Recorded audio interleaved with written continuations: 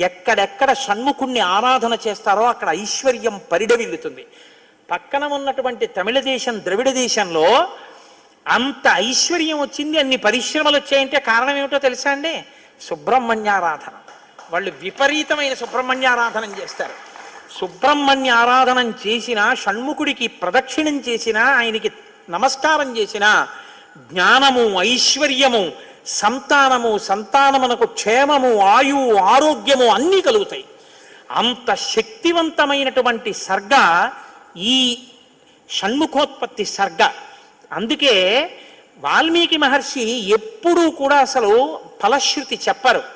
కానీ ఈ షణ్ముఖోత్పత్తి గురించి చెప్పిన తర్వాత, అందుకే షణ్ముఖుడికి ఉన్న గొప్పతనం ఏమిటో తెలుసా అండి? ఆయనకి ఒక గొప్ప విజయాన్ని సాధించాడు షణ్ముఖుడు ఒక్కడే. శైవ వైష్ణవాలు రెండూ కూడా వియ్య వందేట్టు చేశాడు.